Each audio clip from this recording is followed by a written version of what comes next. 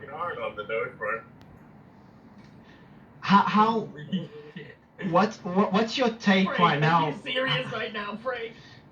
How I was gonna ask Elon a question. How? But you know, I think there probably is a future for Bitcoin, Ethereum, and Doge. I can't really speak to the others, but if you've got, you know, one of those three in a cold wallet, not in an exchange, I think, I don't know, my guess is it works out well. Maybe some of the others too, but I don't know about the others.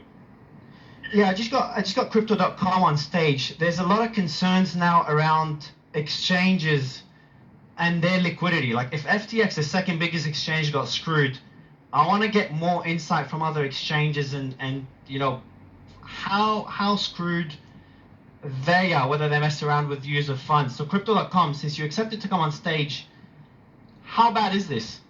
I can't say anything. I just wanted to be on a live with Elon Musk. Bro, we're hoping now suddenly now Elon. Look, I've been trying to get information from every exchange for the last 3 days. We had one person come on stage yesterday who was a senior person at a top exchange, and then the tweet about them went viral. They came on stage. While on stage, just for everyone listening, while on stage, they were getting threatened to stop speaking. The poor lady who's been in the space for many years. And now that Elon's here, exchanges want to come up and suddenly they want to be clear on the situation. So it's just a bummer about the lack of transparency right now. Oh, I've got Crypto.com cloud farming Elon Musk right now. I don't know, bro. So, Elon, any details you could share about the potential SBF Twitter partnership, how that went down? Was anything misreported? So on. What was that like? Well, there really wasn't any SB Twitter partnership.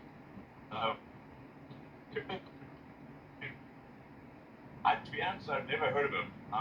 But then, like a ton of people were telling me he's got, you know, huge amounts of money that he wants to invest in Twitter deal. And I talked to him for about half an hour, and I know my bullshit meter was redlining, so I was like, this dude is full of shit. That was my impression. And so then I was like, but everyone, like including like, you know, major investment banks and everyone were saying, you know, talking about him like he's like walking on water and has $1 zillion. And I'm like, that's not my impression. And my prediction to the investment banks, which some of it is in, you know, you've seen on text because it was in a court case, was that that dude is something wrong, and he does not have capital, and he will not come through. That was my prediction, and that is definitely what happened.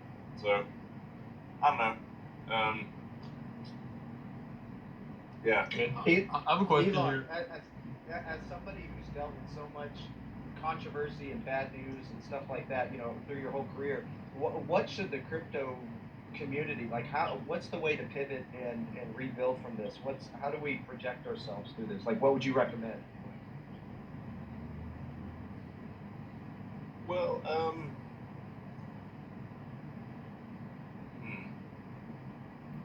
Would you agree that people should?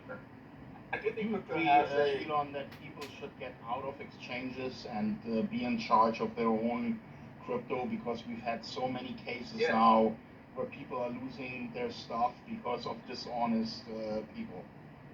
Yeah, I mean, as the saying goes, not your wallet, not your keys, not your wallet. You know, so like you really do want to just keep a cold wallet, not in an exchange. You know, it's just I mean, listen, this is just you know, this blockchain is a ASCII string with a, you know, just a long ASCII string.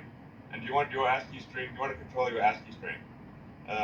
So just don't put it in somebody else's hands. If you like your ASCII, if you want to get that ASCII string back, then you want to, you know, there's this thing called the wallet. You want to control the password to it, not someone else. Yeah. So why don't we just recommend to everyone right now, if you have your crypto sitting in an exchange, withdraw it? The rule that I make is if you have more than $150 in crypto, you can afford a $150 ledger. So another question just quickly before you go, Frank. Go ahead, Elon. No, I would reaffirm that, which is to say that if you have crypto, you should have it in a directly accessible cold wallet. Not in an exchange. That would be wise, I think. Is Twitter looking at launching a crypto wallet? That was my Well, we're looking at a lot of things, but it's a crypto wallet is not soon. But maybe something down the road we'll be open to it. But right now, Twitter's just gotta, get the basics right. So. By the way, I think to thank you. I had the biggest laugh yesterday with all of these corporates tweeting out honest shit. I had the best fun of my life. So and just a quick shout out, but Elon, just a quick shout out. This space, which is obviously on Twitter, is a perfect example of the power of citizen journalism. We were breaking news here, and then 5 minutes later, 10 minutes later, Bloomberg or CoinDesk was reporting the story. So what's your thoughts on Twitter's impact on citizen journalism and the impact of citizen journalism on crypto? Yeah, no, I totally agree. So it's like, I think we want to just elevate the voice of the people who often, if they're directly involved in something, have a better understanding of the situation than a journalist who doesn't understand the space and actually isn't there and isn't super familiar with it. And I think you can see this example when you read about anything in a newspaper and you actually know the details of what happened. It's the perspective in the newspaper is often really very wrong. And but that's not true just for the things that you know about. It's true about things in general. I'm not like trying to totally trash traditional media. There's a role for that, of course. But I think there's the information flow of the world can be much better and much more accurate with citizen journalism and a much more real time, like we're doing right now. And people can come in and comment and disagree with each other or present counter arguments, and it's great. This thing that just came out called Community Notes, which is I think going to be fantastic for fact checking truth. And just generally, let's let the voice of the people reign. Vox populi, vox dei.